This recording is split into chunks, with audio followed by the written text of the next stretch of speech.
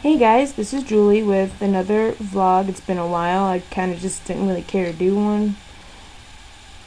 In light of the Henry Louis Gates issue, I decided to do a vlog about police brutality, abusing their power, and then, and black people who are suffering the most from this. We all know the situations like Rodney King and Sean Bell. I mean, more often than not, you're going to hear more about black men being abused than you will hear black women. You rarely ever hear black women being abused. You almost think that it doesn't happen. And scaringly enough, it does. I looked it up yesterday, and two stories extremely stuck out of the entire list that I was reading at. Well, actually, the list wasn't the entire list. There was a lot more than the author of that list could really put. But the two that really stuck out was a 92-year-old woman who was shot 6 times by white police officers, and then those officers planted marijuana to make it look like the killing was justified. And these police officers and anyone in their station are known for, falsifying things and lying to get warrants and stuff. So they were sentenced for ranging from 4 to 10 years, not really much of a punishment. And if you really look at the whole situation itself, you read up on it. The woman killed, her name was Katherine Johnston, 92 years old. She's a black woman, of course, and all that. When we know those police officers will be getting out early, because it seems like white people don't have to finish their sentence, while black people are usually sentenced even harsher, and they don't get paroled.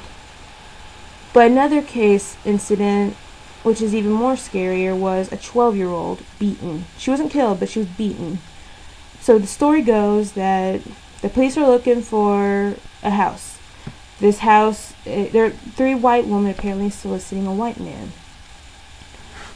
Well, they get the address mixed up, and they come to a black family's house. The black daughter, who's 12, her name is Diamond Milburn, is outside doing a favor for her mother. She's wearing short shorts, and the white officers think she's a prostitute, so they come and grab her. She grabs to a tree, and they start beating her. They never once in the situation reveal that they're cops, so the father comes out thinking his daughter is being kidnapped and is trying to fight them on this. Not like violently fight, but he's yelling at them, trying to get them away from his child. She ends up in the hospital because of, the results of being beaten by 3 fully grown men when you're only a 12-year-old child. And 2 weeks later, she and her father are arrested for disorderly conduct and resisting arrest, when they never made it known until after the fact that they were police officers. And not to mention, they had the wrong house, and a black 12-year-old does not seem to fit the description of a adult white prostitute. It even brings up the question, is that how you treat prostitutes? I'm not defending them or anything, but when you beat a 12-year-old senseless like that, and in the end the city justified beating a 12-year-old. They said it was pretty much okay what they did. They got off the hook, didn't apologize. I'm kind of hoping they bring this at least to civil court or something, because what they did was not right to that family. And those 2 incidents remain suppressed by media. They weren't covered nationally, because I think if they did cover it nationally, that would mean society would have to answer a couple of questions. Questions like, is the American police, our police, becoming more like the Nazi Germany Gestapo? Are they becoming violently dangerous, breaking their own rules, and just going with assumptions and preconceived notions of things, rather than going in with actual facts? I remember I watched an episode, Touched by an Angel, that kind of addressed that whole issue of shooting before asking questions and getting the wrong address thing. And it's scary how it actually mirrors real life. This episode happened years before the Diamond Milburn incident, but then there's other cases. Being shot down for getting your wallet out. And, there was a big, long list about the woman. I'm not going to go into all of it. But I guess by reporting police brutality and murdering on black women, especially black children, that would cause society to have to actually think if the police that we think are so great are actually very bad and are abusing their power. And I think society doesn't want to deal with that kind of thing. Who wants to deal with troubling questions where you don't really know the solution to? I mean, there's a whole lot of racist incidents going on. There was the Omar Edwards incident. Black cop shot down by a white cop. Omar Edwards was trying to catch a criminal, and he has his gun out for protection in case the criminal has a gun. White police end up shooting Omar because they think he's the criminal, even though he's a cop, and they don't even apologize for it. It's like they were actually glad. I mean, the court pretty much states that police can kill whoever they want, essentially. If they can cover their asses, they pretty much state that they can go ahead and kill people. I mean, that's essentially what I'm getting from this. And I think what black people are getting from this is that no matter how, you're just not safe. I mean, black people naturally, because, I mean, if you think back to the 60s and 50s, we've never been able to trust police. The police have never really, the police weren't meant to serve and protect black people. They never were. Sometimes you'll get that lucky black officer who serves and protects blacks, but essentially he's forced to do what he is told to do by his bosses, which is to serve and protect white people. I mean,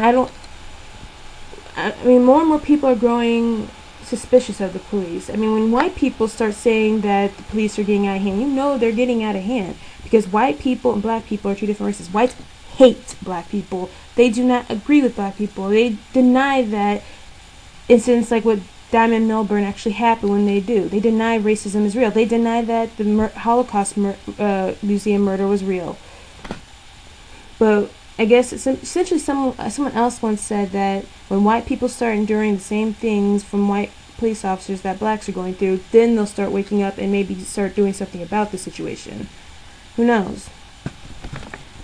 But Henry Louis Gates, what's happening to him is representing just the latest, which is, I mean, it's kind of scary when you're an upstanding black person and you work at Harvard and you're getting arrested.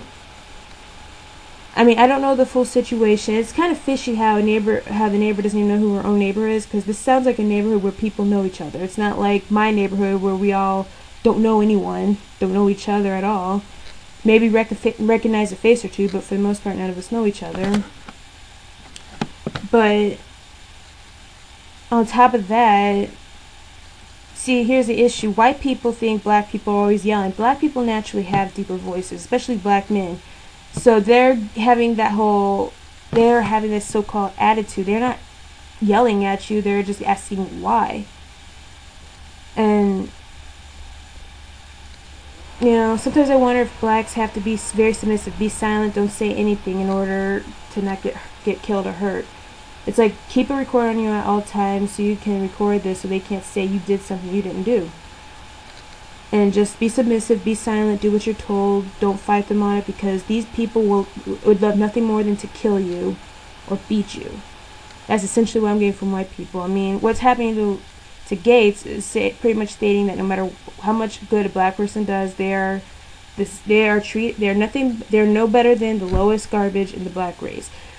We are going to be treated the same as them. See, white people, they can't be stereotyped in one way. White people know that there are different white people. All black people are categorized the same. We're all thrown into the same group, and I hate that. I do. But what can you do? It does bring the whole question if the police can be trusted. Like I said, I don't think they've ever had the care in the world for black people.